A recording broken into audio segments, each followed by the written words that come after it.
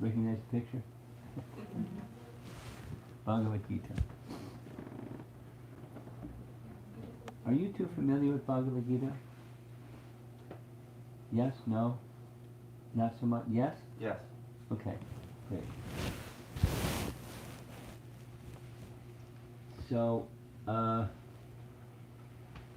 upon a time, there was a plan to take, well, two things. To take the message of Bhagavad Gita and make it accessible to audiences that don't know anything about Bhagavad Gita. So some professors from Oxford University were invited into that project to take the ivory tower and make it, available for everybody. And another was, there was a devotee who was going to assume, looking forward to preparing himself to assume big responsibility in the organization of ISKCON. And so he consulted those Oxford University folks and some other people that teach Bhagavad Gita like all the time in seminars and the whole Bhagavad Gita study plan, and work together towards producing something that could guide this person going forward with their responsibilities, drawing from the message of Bhagavad Gita. So, particular two-pronged approach of the application, that was what they called the Gita Values Project. They came up with that name. And so that's Gita Values is our topic. And what's the role of values? Go ahead, quickly. Values in life. So, three things. One of them is there's a distinction between, not a distinction. There's a unison between spiritual culture and its values, and people from different countries have particular ways of doing things and understanding things and relating to things, relating to each other, and so forth. That's the culture of that group of people. And then spiritual culture similarly has its values, and together the two make a nice combination. There's a person, a devotee, who maybe you've heard his name before, Konteya. Konteya is a devotee, and he got a PhD. He got a PhD in organizational development, to serve ISKCON better. And he was describing, this is where this image comes from him. So he was describing from the academic work that he has done and people that use this academic work in practical application, corporate life or urban planning and so forth and so on. The culture they would like for example, supposing a company buys out another company, and one of the first things they want to do is, let's take a look at this organization that's been, and the organization you want it to be, and what's their terminology is, it's culture. What's the culture of this organization going forward? And so they use different images. This is one I like. It's an iceberg, because at the very top of an iceberg is what's visible, and there's like a whole bunch that's below what's visible. And similarly, whether it's a corporation or an organization or a family or community or whatever it is, they want to look at themselves and have others look at themselves and through this lens of culture. So the the tip of the iceberg is the things that are observable and measurable, and that's one part of culture. And just below the tip of the iceberg is the big part of the iceberg, and it's the stated values of a group of people. Sometimes groups of people make a mission statement, or the official beliefs. Like what Prabhupada did was, the 7 purposes of ISKCON. That was a requirement of law, because when he wanted to incorporate ISKCON, the government wants to decide what group do you belong to. You say it's a religious organization. What are your beliefs? So that's the 7 purposes of ISKCON. What we say is important. So values drive behaviors, and also behaviors impact values. You can change behaviors and it may change values, or vice versa. And then there's the bottom of the iceberg, in the iceberg of culture. That's deeply held belief, implicit convictions, unchallenging certainties, which means values can change, but there's some things that don't change. Like a Bhagavad Gita, something that doesn't change is we're spirit souls. And values can be what they are, and behaviors can be what they are, but there's some things that don't change. Just doesn't change. Unchallenged certainties.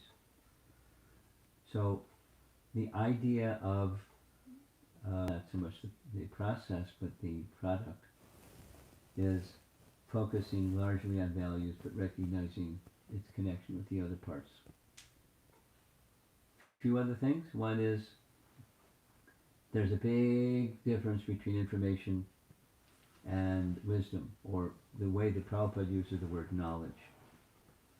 Is knowledge, he uses that word in terms of realization, thus wisdom and knowledge, as opposed to information. And a real easy way to explain the information part. There's information in Bhagavad Gita, for sure. Lots of nice, and not only Bhagavad Gita, other the Vedas. There's so many nice things to learn. And it seems like there's no limit to the information part. But Bhagavad Gita is meant to bring one to the point of realization, or becoming a wise person, and live your life in a wise way. So, a nice way to illustrate this is, I forget how many years ago it was, now maybe 10 years, 8, 9, 10 years ago.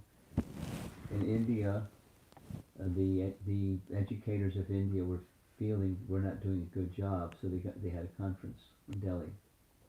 And upper levels of education, not primary education, but upper levels of education.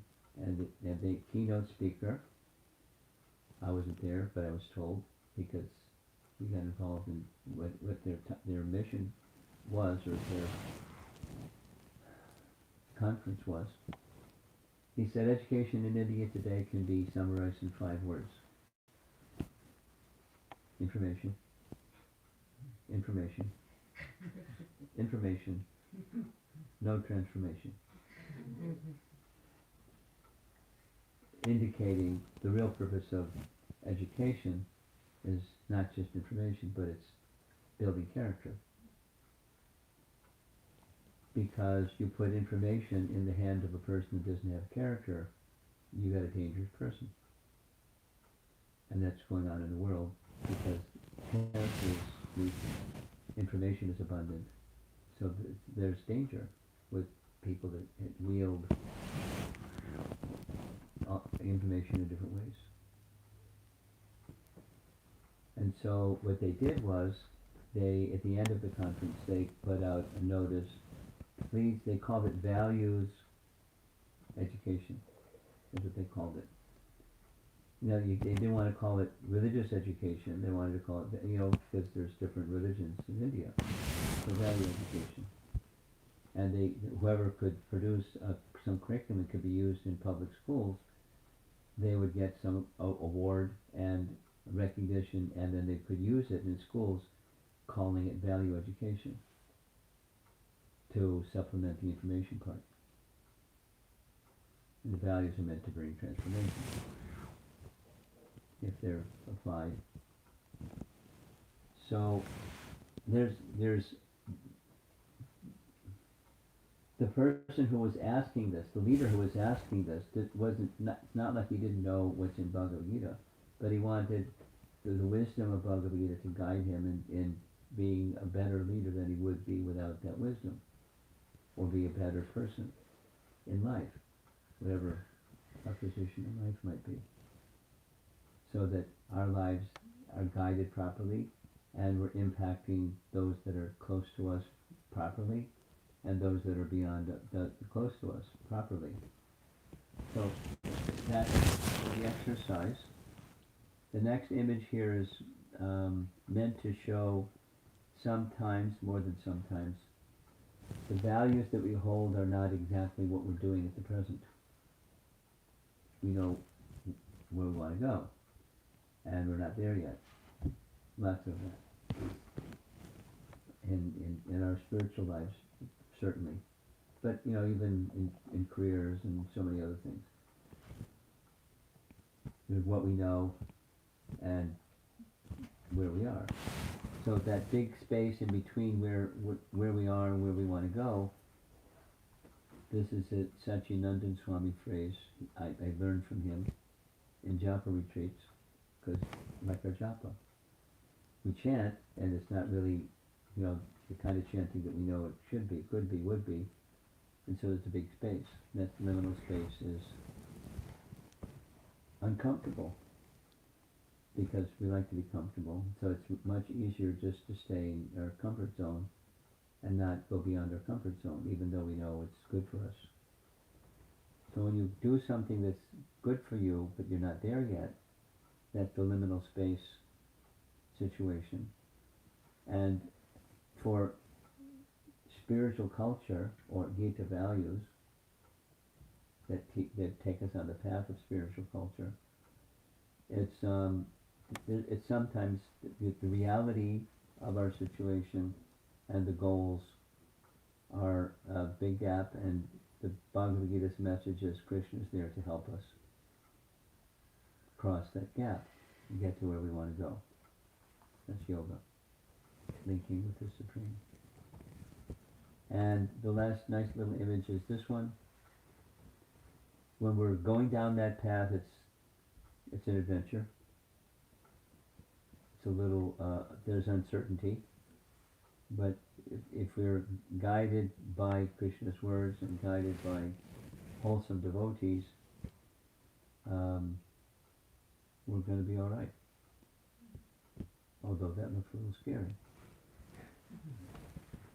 Okay, so now there's 6 Gita values, and I sent with each of them, I'm looking at you because you have the text, the document that says the Gita values. What this group did was, at the end, they named 6 values, and they had a little short, well-refined, going through many iterations to make it approachable and understandable to any audience, totally new audience, what each value means, to live by it, like the mission statement. So, when you sent it out already? You don't have to do it right now. But did you send it out yet? Yeah, I sent for a printing, Maharaj, but I didn't get that copies actually. Oh. Can you send it not now, but can you send a digital copy to people? Yes, yes, Maharaj. I will. Because that was the intention. Is that money? It's in the group. Yeah, I sent to. Yeah, we can send to the group. Group. All right, so you already have it. Some people have Some have it. Some him. If you don't have it, blame him. And then he can provide you a digital copy. I'll send it. He'll send it. Okay. Now here's the first one. Sama darshana. That's a phrase directly from Bhagavad Gita. Sama means equal, and darshan is to see, or equal vision. So it's a value It also can be a behavior, but it's a value that's taught in Bhagavad Gita. And you'll see the verse shortly. So how do you have equal vision or samadarshana when there's lots and lots of variegatedness? I've never seen a tree like this, but here's a tree with many different kinds of fruits.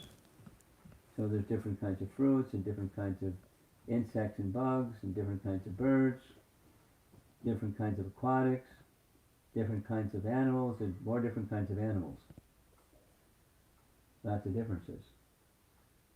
How are we supposed to see equanimity or equal vision? I see lots of differences. So many differences. And then what hasn't been shown yet is the human species, and amongst the human species there's lots of differences of culture and skin color and attire and mannerisms and so forth and so on, different nationalities. Again, so many differences.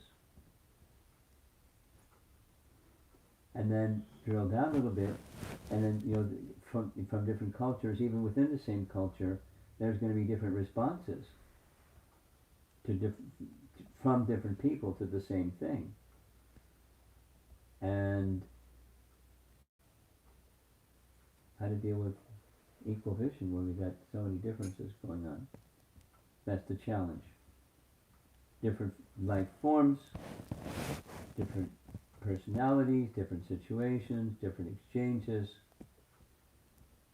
It's just prompting the same question. How to see with equal vision. So Bhagavad Gita has a very simple solution to that.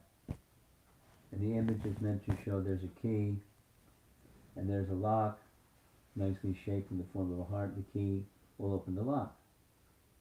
And this is the language of these devotees that work on this project. The Gita's idea of equal vision speaks of the equality of all living beings, where life is respected regardless of race, gender, caste, creed, or species. So life means the animating force of life, which is the soul. Here's a nice illustration. Here's a person on our right side. Looks like he's carrying a danda, and he's pondering how to see equanimity when there's so many differences. So all those sparks that's the soul, and there's sparks flowing in the air too. So because there's sparks, according to Bhagavad Gita, there's souls everywhere. There's life forms that are being moved by the spark within, but there's also tiny, tiny sparks all over the place. Tiny, tiny souls all over the place. Sarvagata. So what's the commonality of all these differences? It's the spark of life, the eternal, unchanging spiritual energy that's within. This is a Bhagavad Gita teaching. So coverings are different. In principle, the souls have the same spiritual value or identity. Another illustration on the right showing the same. Varieties, varieties, varieties, species, and so forth. And even up on the right side is meant to indicate the demigods or the heavenly planets. And there's souls everywhere, including the heavenly planets. That's the equanimity. And this illustration is meant to show the soul. That's skinny guy, that's us. We're spiritual beings, and the qualities of all spiritual beings is that we're eternal, cognizant, and blissful. Young fellow was asking first evening, why should we want to be happy? His parents said he's a philosopher. It's because we're happy. That's why. I mean, why is it universal people want to be happy? Because it's who we are. It's Sat Chit Ananda in Sanskrit, eternal, that's the soul. The soul is cognizant or I discussed this at the temple today. The soul is conscious and consciousness. So we're cognizant because that's the quality of the soul, and blissful because that's our quality of the soul. In this sense, we're not human beings having a spiritual experience, we're spiritual beings having a human experience. Yep. COVID put a big change in lots of things, and one of those things that changed, I don't know if it's going to start, probably will start up again. An experience that I've had in so many years of being a devotee, mainly living in temples, is school teachers like to bring their student groups to the temple. In high school kids, it's like religious studies. They go by different names. College kids, they have different names of what the course is. And one of the things I learned from their visits is common, not everywhere, but common. The teachers say the difference between this religion and that religion is their rituals. There's the sameness, but the rituals are different. So they like to see the rituals. They say, okay, this is this religion because they have these rituals, etc. So the teacher likes to bring his students, or her students, to the temple when we have what they consider to be our rituals. So there's a real good time for that are the morning program. There's the DD doors close. It's 7 o'clock in the morning. The students all lined up. And then the pujari comes from behind the altar and blows on the conch shell 3 times. Ooh. There's a ritual. And then in the ISKCON temples, they play that song. When the DD curtains opens, it's Mother Jamuna singing 2 verses from Brahma Samhita. Yeah. And so then curtains open and there's a ritual. It's every day, it's a ritual. And then the pujari waves this piece of incense in the air and rings a bell, and that's another ritual. And then that's over. And then we go back to the Vyasa-san, and that's a ritual, from their perspective. And then after that we do another ritual. We sit down and sing Jai Radha Madhava and speak, from the Srimad Bhagavatam. So my experience depends on the age group, but to help them understand the message, even during maybe during the talk or afterwards, I ask point out who's the smartest kid in this class. And everybody looks to the smartest kid in the class because everybody knows who's the smartest kid in the class. They go, he or she is. Okay. And they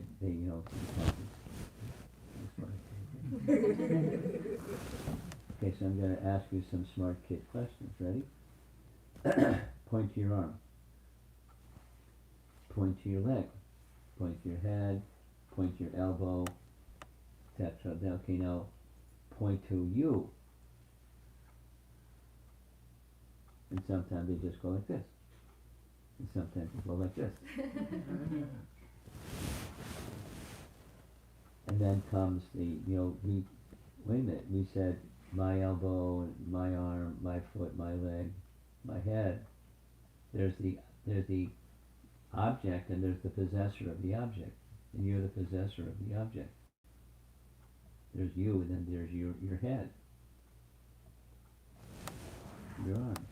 So who's the you? And so Bhagavad Gita teaches who you are, or who we all are. And that's that spark, or the soul, that's universally present in all living things.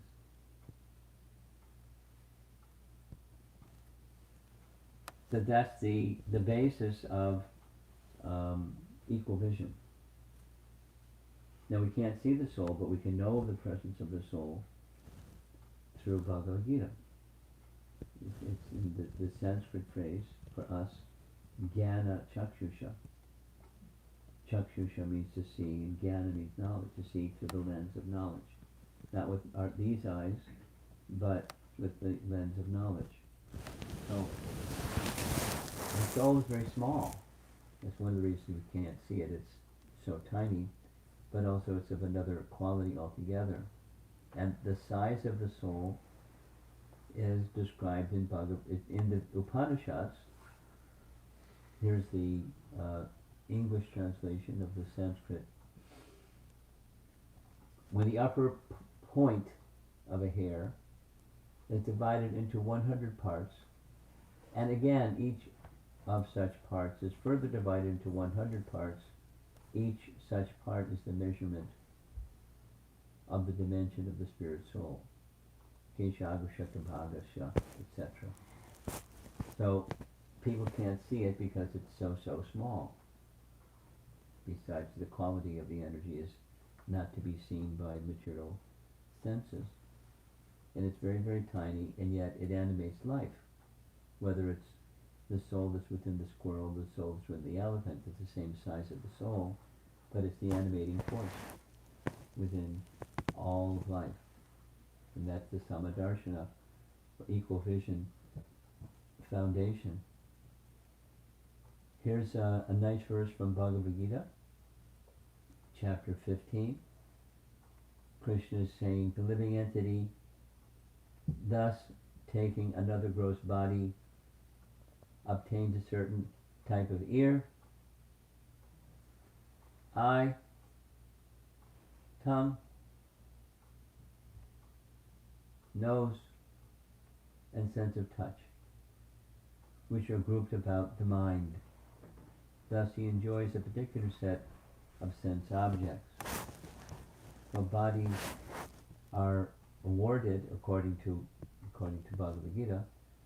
They're awarded according to the quality and the work, guna and karma of a living entity. And along with the body comes a set of senses, and different forms of life have different appearances of the senses, but the principle is the same.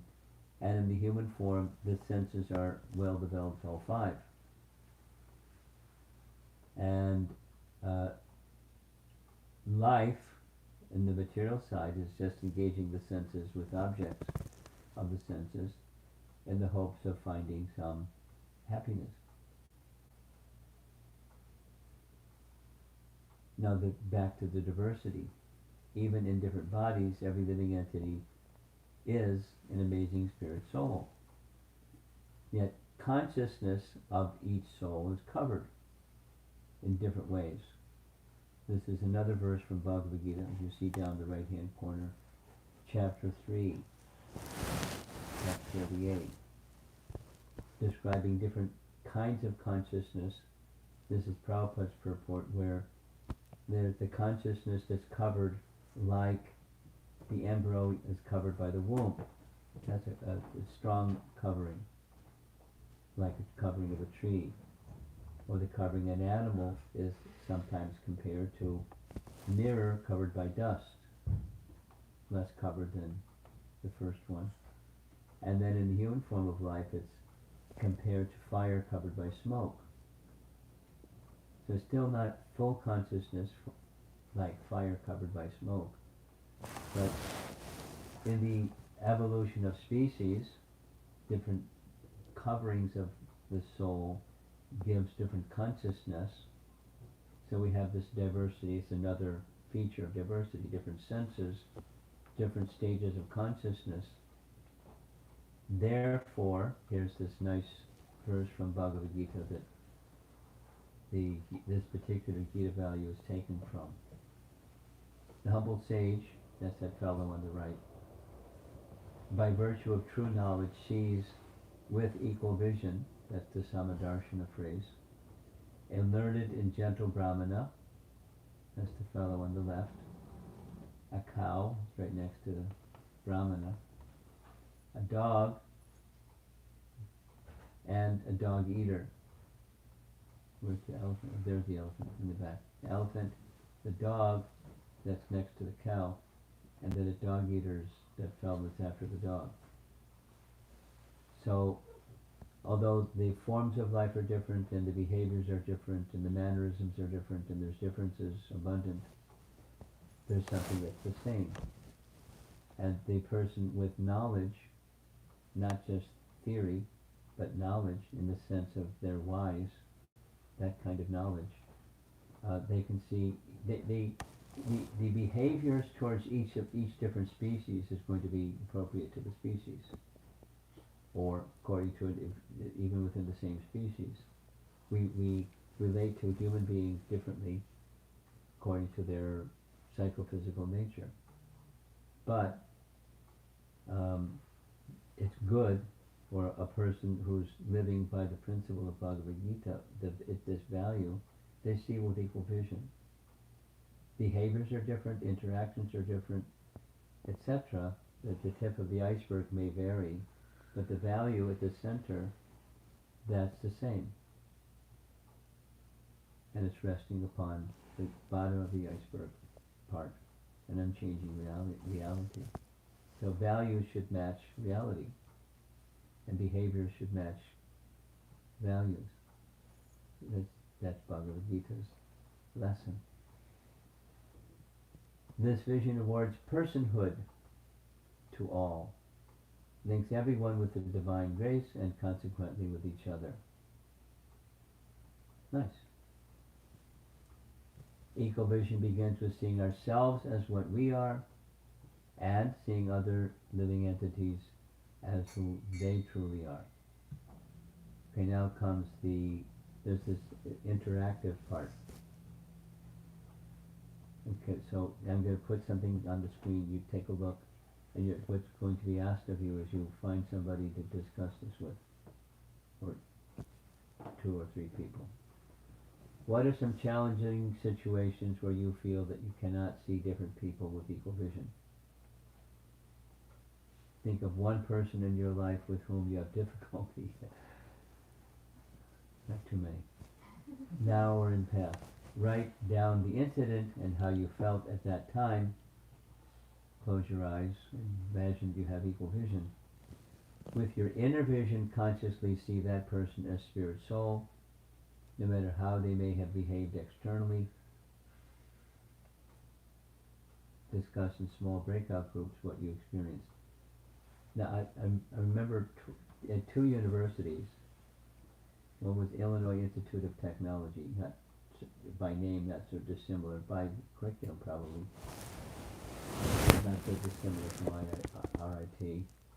They, at the end, when we had our discussions, they said this was the most meaningful part of the whole thing. You know, going from finding challenges I don't see with equal vision, and seeing the person, consciously seeing that person, not necessarily experience, but the person, not necessarily the behavior or the speech, but the person as spirit soul. And how does that impact how you feel?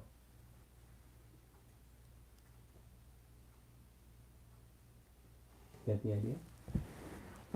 So find somebody you want to have a conversation on this topic with, and go to it. And I'm going to chant Hare Krishna when you go to it. And we'll have a little sharing at the end. Okay? Ready?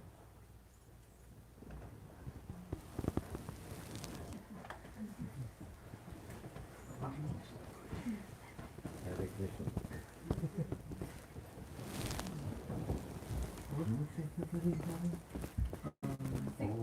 I'm in situations where you cannot see people with equal vision. Probably when. Yeah. Go ahead, go for it. I guess at school where you see principal, you see teacher, you see students, you don't really find them all equal. There's all these different positions, right? And so you never really see one person as an equal vision. And there's different grade levels too, so that as you're younger than you see it like as well. And so, Do you want to put pin at if I had difficulty with narrowing the class, I can't think of any right now. You're gonna be amazed when you grow up and get out of, you're in high school right now? Yes, right. You're gonna be amazed when you grow up and get out of high school and realize that society is nothing but one big So it's pretty much the same in the working world. Yeah. So yeah. And I mean there are so many people out there. Honestly. So many people. We don't even have time. So many people. I mean, my job is like the perfect place. I'll just say that my job is the perfect place where I can definitely implement using people. Because if I didn't do anything like this, I'd be like Blanca. You know Blanca from Street Fighter? Oh The yeah. green guy? Yeah. Yeah, I would be like that at work.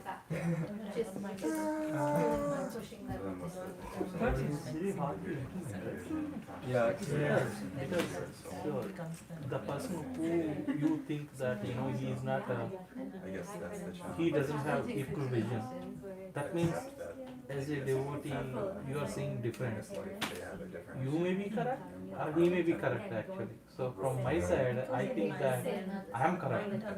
But from his side he thinks that he is correct.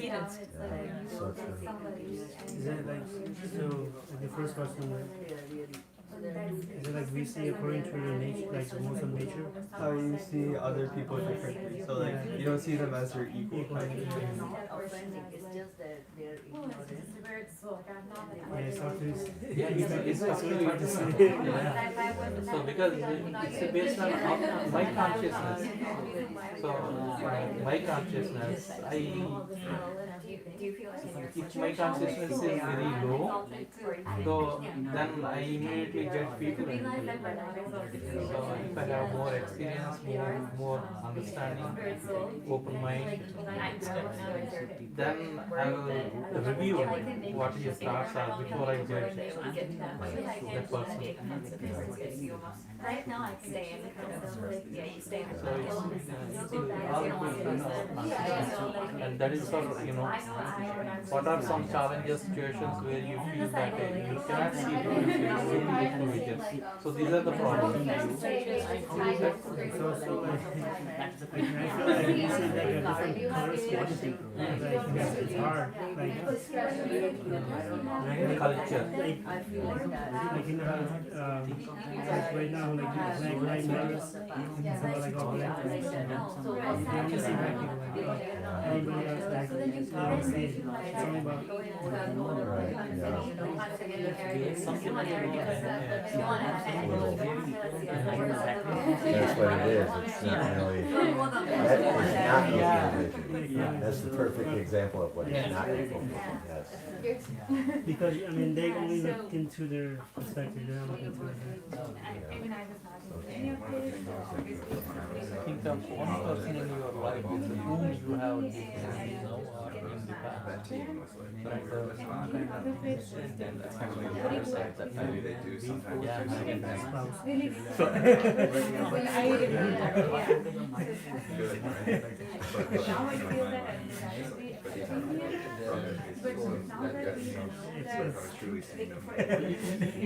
You both are sick, and you are good.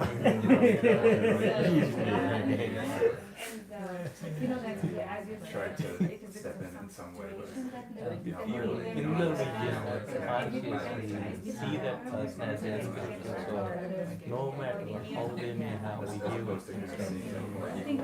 That's only if you read Bhagavad Gita. We can see this. Otherwise, this person wasn't happy when they did that. Like, I just feel like with your inner vision. When you can see the inner vision, then you realize, and then you have revelation. Otherwise, how we can see? So we cannot see. So Shastra is whatever it is. You just see there like three something Shastra gives relation.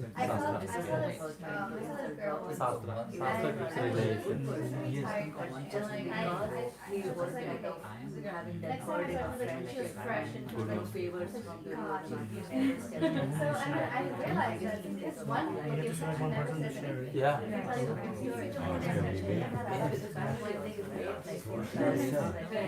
Oh, you want to share? No. You can go from. You pick one person in your life with whom you have different, are in the Oh, past. we need one person. Like family members, Yeah, you can do it. It's your house. It's your house. No, you don't see it. He's practicing for you. No, practicing for you. Okay. I mean, you said about the school, right? It's perfect. You're going to that, right? You see that.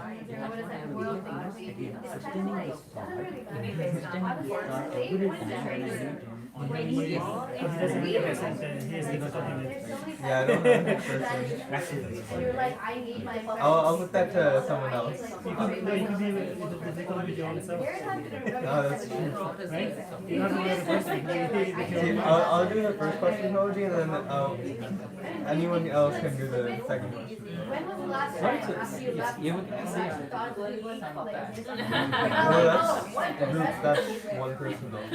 Oh, each one is one person. No, that one? No, this guy's a group, but his question is different. Yeah, the first question is about like a group of people. You ignore it. And if you don't relate to a person's personality, even the smallest thing. So I think it's really nice to like attach yourself to like the person's way of thinking.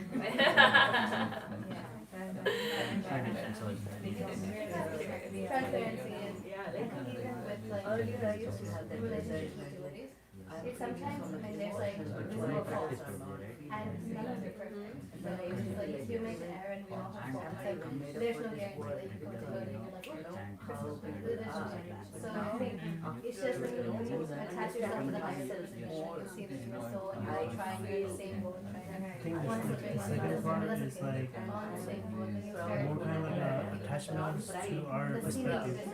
Like we don't see from their perspective. That's what they have to like do.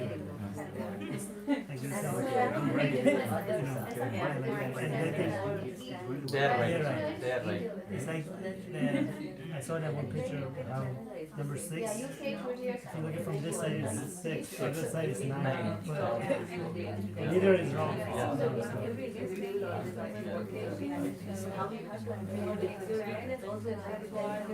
Sometimes both are correct. Yeah, both are correct. It's just to understand it. Yeah. But you can't understand if you're arguing it though, right? Yeah, Yeah. you have to listen. Yeah. So I think you will argue because of ego actually. So yeah, I'm right. So I'm ready to listen what you say. Authority or because of ego or something.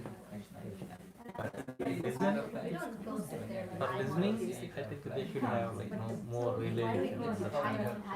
Then only they will relate. Otherwise, judge.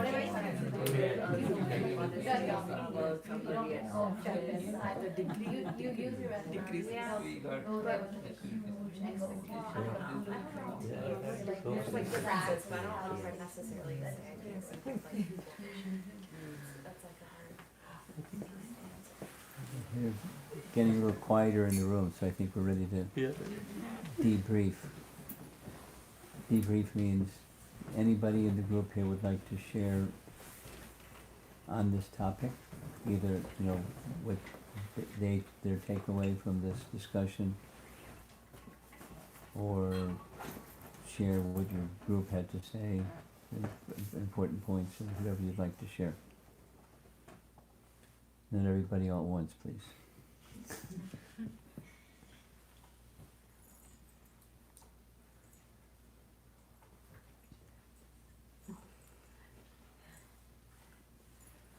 He's pointing to you. Pointing to you? That's my rush.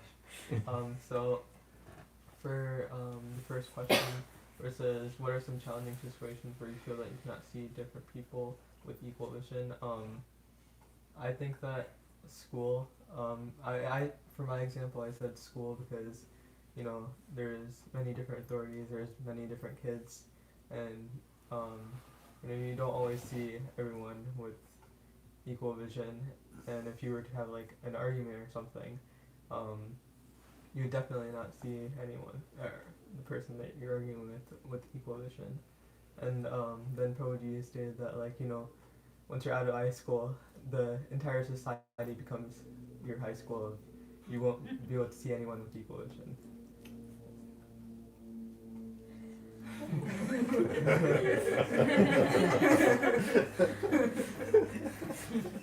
Can't wait, right? That's right. Okay, that's the challenge. What about that's and how you felt at that time message?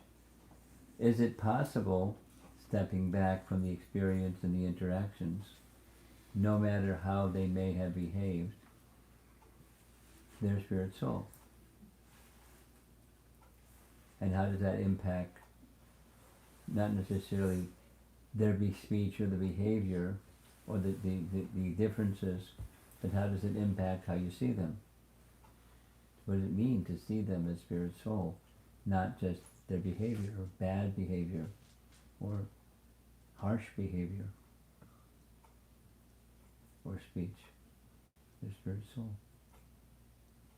You want to respond to that one? Okay, Maharaj. So, my dad said, so, with the same example of, like, if you were to have an argument with someone, you won't be able to truly see someone's spirit soul due to, like, ego, in a sense, Maharaj. So, like,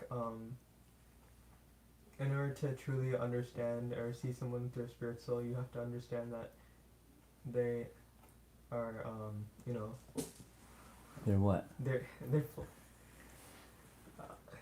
I guess they're like they're flawed in a way, Maharaj. Like they have their own side of the story, Maharaj. Like Prabhuji gave an example. There's someone sitting across from you, and you see a 6, but the other person sees a 9, and Yeah. if you don't truly understand Classic. that side. Classic. So, aside from the perceptions are going to be different, and then in how people behave or express, speech or behavior in relation to what they perceive, behind it all, there's a spirit soul. The one that's seeing the 6 and the one that's seeing the 9. The differences of perception. So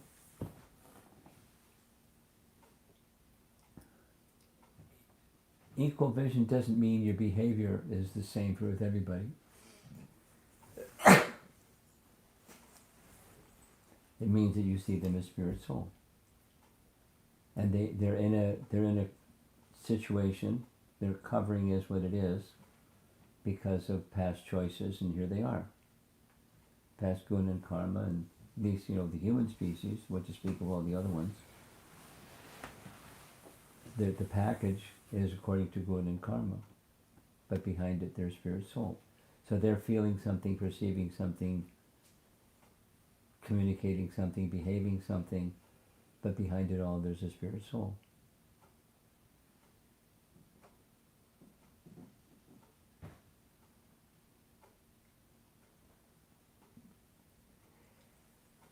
And then, I overheard some of the discussion. It's not the Samadarshana doesn't mean that you have to agree with everybody. You can, the disagreement can also be there, and just they're in a package that sees what they see, and they're feeling what they're feeling, and their egos are what their egos are, and that's the package. But I can have some identification of both myself and them, as a spirit soul. Now we're all in this journey program called Material Life, and some have, they have this package and some have that package. Now, what am I going to do with that information? Well, at least value the spirit soul that's within. How did ladies do, this little group? Anyone want to share from your little group? Me? Okay. Wait, I'm kind of blanking right now. Please come back. Should we come back? You want to share from your group? Okay. You want to share? Sure.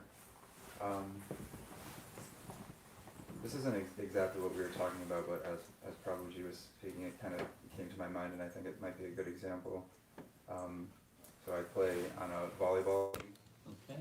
here in the community here in Rochester, and these past 2 weeks our team hasn't had very good games. We've lost both times, and I'm in a group chat with these guys, and they're getting really mad. They're like, those guys on the other side of the net, they're being like this, they're being like that, they're being like that. And I can understand where they're thinking, because, maybe a few years ago, before I started taking to developing Krishna consciousness, I would have been right with them, But now, I'm just beginning to realize those people on the other side of the net are just like us. They're just on the other side of the net. And when the game is over, they're probably feeling good and we're feeling bad, but it doesn't mean I need to be upset with them or hold anything against them, because they're just like us, trying to do the same thing. So that's what came to mind. Okay.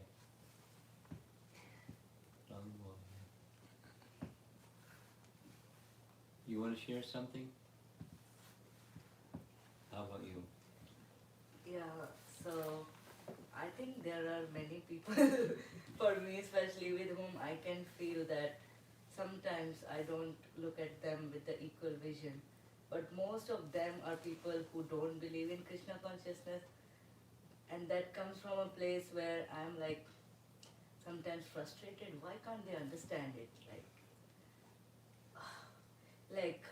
I try a lot, I try for many years, and then I just give up. I stop I can hear it in discussing your it. voice, So I am having this challenge in my life where I had few close people in my life before I entered Krishna consciousness. They might be my family, siblings, friends, and now I cannot just detach them from my life, right? So how to convey these things to them, and how to be empathetic to them even if they don't understand it, and don't be upset, and still don't give up. Because for example, after today's program, they asked me what happened. I was like, it was great, but I didn't give the details because I didn't feel like discussing it, because I felt they won't understand it. Well, they don't want to. I mean, just on that, they have their things that they're interested in. And that they're interested in you, they're interested in the things they're interested in. You meaning the spirit soul, not the package. So when packages change, then interests also change, and you're not fun anymore. They still ask me, they are interested, but I feel like They're not I really won't. interested. Yeah, exactly. Yeah. Yes, I don't feel that support and connection when I'm talking about Krishna consciousness. So just accept that. I mean, what should you do? Just accept it. The kaleidoscope moved. It's not the same as when the kaleidoscope was before it moved. And it's okay. It's okay. So they're still spirit souls, and they're still, because of whatever X, Y, Z, saying, how did your day go? What was your experience like? They're not really interested. Because as soon as you say X, Y, Z, they're on what they're interested in. At least that's my experience with such people. They're not really interested. The interests are different, and it's okay. They're going, for a while, there was some intersection. The example given in the Bhagavatam is, as the waves of the ocean move, clumps of seaweed sometimes get uprooted from the bottom, and then the clumps of seaweed come together, and they're entangled with one another. The same waves of the sea separate the two clumps of seaweed. And it's not a big deal. It's just they were brought together and they moved apart, and it's okay. So you're being able to relate in the same way that the kaleidoscope looked before. It's not going to be the same.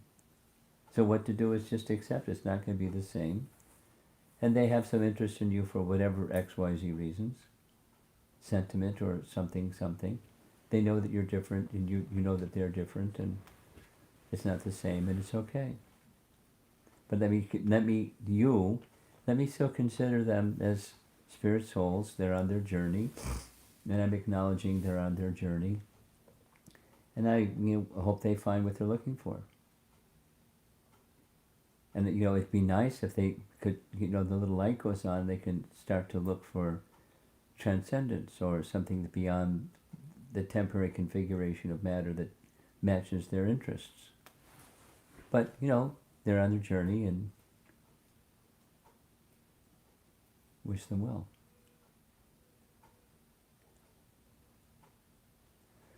So that means, the level of interaction is light, and the respect between you and them is going to the soul, not necessarily their values and the sense objects they want to bring to match their values, so it's going to look like happiness or something. And that's going to change. Whatever's going on with people, that's going to change too, and then that's going to change too, and it's a keep ever moving kaleidoscope. It's okay. I wish that they would stop moving the kaleidoscope and calling that life. But so you can be a well-wisher. Be careful. Be cautious. Personally cautious that you're not condescending. And but you be a well-wisher without being condescending. And, be very grateful that ride on the material energy has kind of simmered down a little bit for you by mercy that's come and so forth. And let me appreciate even more that mercy that's come and connect with that mercy and go further on the journey that I'm on, while you're okay that they're not on the same journey, and that's okay. Still be their well-wisher. Not just, I hope you find the illusion that works for you. But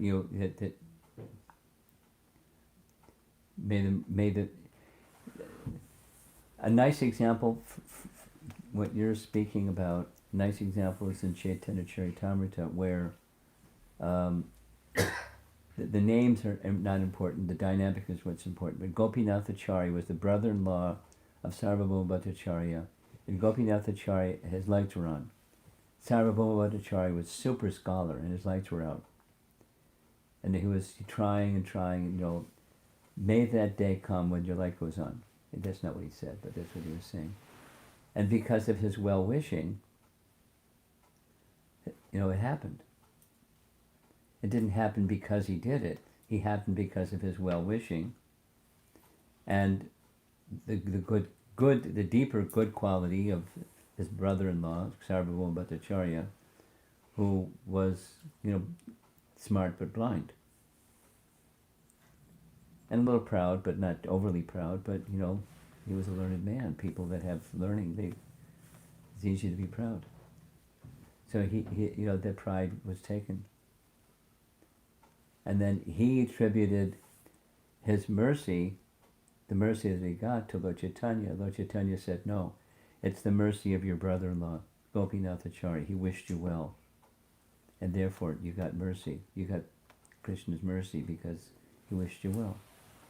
His brother-in-law didn't pine over his situation. He didn't obsess over the situation.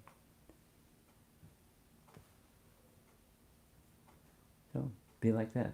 Be a well-wisher, a spiritual well-wisher, and you know, friendly, knowing that you know you're not fun for them anymore,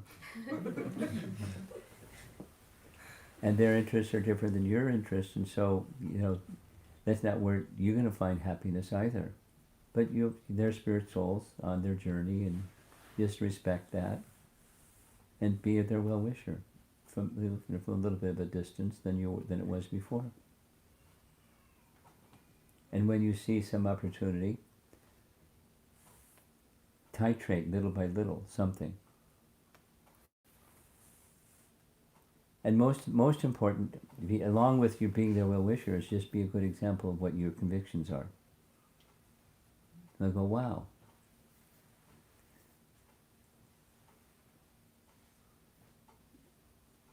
This is good for her. And then maybe, let me find out a little bit about it.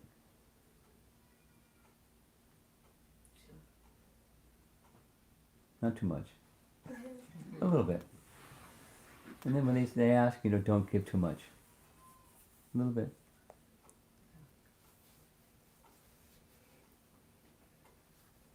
Yes, now you're ready. Yeah. Actually, what you just spoke about, Raj, really connected to me on a very personal level, so thank you. That really made a lot of sense. But what we talked about was that we all had experiences where people done wrong to us, or, you know, people did wrong to people who we love, like maybe our parents who we respect. Yeah. And that makes us not see them about people who did wrong with not equal, or like with a different kind of Yes. vision. Yes. And we talked about that we should not hate the sinner, but hate the sin that they did. Yeah.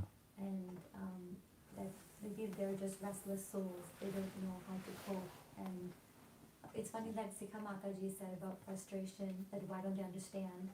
Because we were thinking along the lines of, we pity them. Like, first it's like we're really mad at them, like, what, they don't understand. But then we come to a point like, oh, well, they don't know. Okay, well, that's just sad. Okay, like, but we know better. So let's just, you know, kind of put them aside. And again, like you said, we don't want to get condescending, and we don't want to get arrogant and fall into that trap. But we want to be humble as well. Like, okay, we respect them and keep them. But if we can't change them, then just respect them and you know, move away. And then we also talked about like not having any attachments, no expectations. Like, if you go somewhere, leave your brain at home and go. Like, don't take anything too much to heart. You know, in those challenges, when you're in those challenging situations. Just a comment on what you're saying. The goal is not to become numb. Okay. The goal is to become transcendental. And so when there's detachment from others' misbehavior, go to the transcendental position and say, wow, here's a spirit soul moved by this mode and that karma, and they must be really hurting inside, because that mode and that karma is not nice. It's not a nice experience. So they're behaving the way so you if you look at the soul, then you can see the packaging better, respond to the packaging better, and continue to see the soul that's on a journey going through their experiences. Right. And I think Mataji quoted Bhagavatam. He said, we don't go looking for distress, so why do we go looking for happiness? Say it louder. She was saying that I mentioned in the discussion that in the Bhagavatam it says that even though we don't look for distress, it comes. So similarly, even if we don't strive for happiness, it'll come. And we don't have along that journey. Yeah. So distress will come to us. Somebody may be the instrument, but it's due to come to us. Yes. So we don't blame the instrument. Right. So again, don't blame the sinner, blame the sin, or just kind of. Yeah. Yeah. And maybe going back to what you said, look at them as a spirit soul, and then transcendentally, like. This is all. These are managing the emotions, but then, aside from managing the emotion, make sure that the destination is the right destination. Okay. There's a spirit soul, as I am, they are, and so and then it goes beyond humans. Species.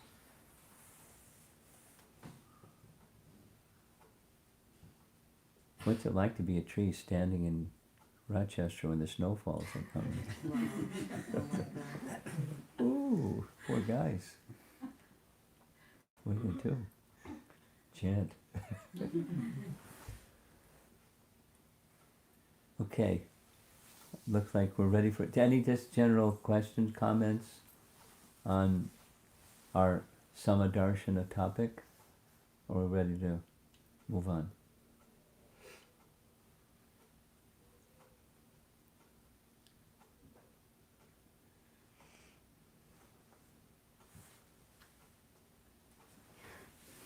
Yeah, so so I was like discussing with Prabhuji about the first question, like challenging situations to see different people with equal vision.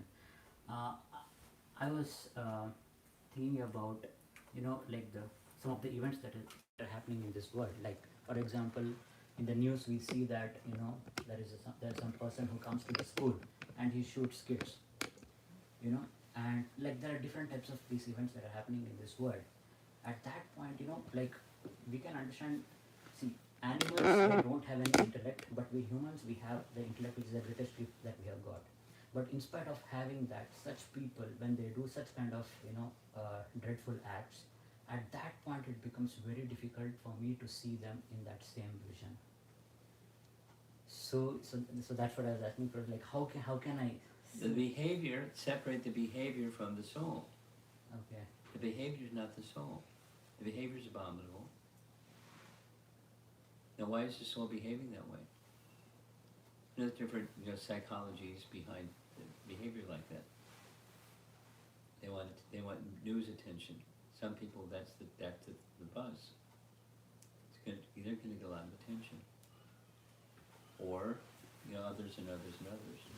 They were done wrong, and now they're retaliating the hurt that's coming from within them and directed towards others in an unwanted way. Or they're the instrument of someone else's karma, and they're just being manipulated by Prakriti to do, be the instrument of someone else's karma. And it's madness. But the behavior is different than the soul. Now, how to reform that soul? Now, it's not your profession, but it doesn't mean that behavior is one thing and then the soul is another thing. There's a lot of pain in different forms of pain in this world. So pain is pain. Some are bad and some are less bad. It's all bad. So, what to do? So the starting point, because there's steps in this 6 Gita values, and soon you'll get a copy. You go through them, and they're not exactly one building upon the other, but it's a starting point. Because if you don't have spiritual vision, you can't be an instrument of spiritual consciousness. To be an instrument of spiritual consciousness, you have to have spiritual vision. An effective one, not a dull and blunt instrument of spiritual consciousness. So you can do something that's going to be spiritually beneficial.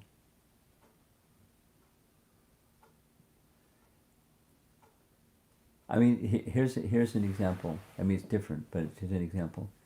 Prabhupada, on the one hand, very clearly understood his audience. And he would speak with real strong language. Hogs, dogs, camels, and asses. Because it's the Bhagavatam.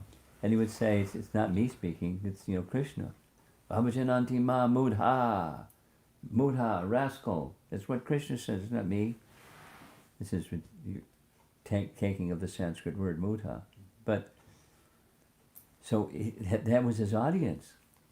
And he's telling the audience, you're like this. But at the same time, he just kept doing it and doing it, because not that he wanted to condemn them, he wanted that covering to be removed. And he had his own way of doing it. It's not necessarily what everyone's going to do. But that's what he wanted. He wanted people to be happy. That was the fuel in his tank. He wanted people to be happy. And he would just, sometimes get strong. Sometimes he would cry. Not just for the shooters, but, the people that were suffering because it's unnecessary. People should be happy. That's the desire of personality of Godhead. And so, if you get stuck in the the behavior realm, then you're not going to the value realm, what to speak of the bottom of the iceberg part. So don't see the behavior as the person. The same as this, the sinner and the sin. The behavior and the soul that's within. They're different.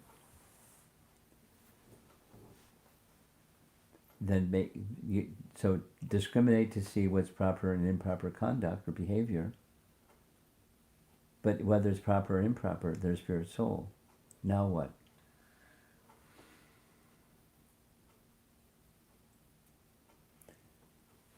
Even souls that have, reasonably good behavior, they're still covered. They're still suffering unnecessarily. And so what to do?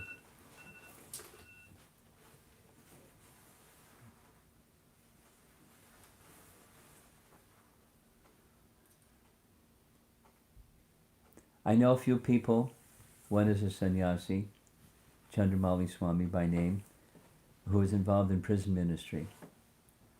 And people in prison because they've broken the law. They're criminals. And, some people are just hardened criminals, and some people are not hardened criminals. And so they're in a confined situation with their senses, etc., that, they can't do wanton things in the jail. So they're more sense controlled in the jail, and they're more little reflective about, why am I in jail? What's going on? And so they can be benefited.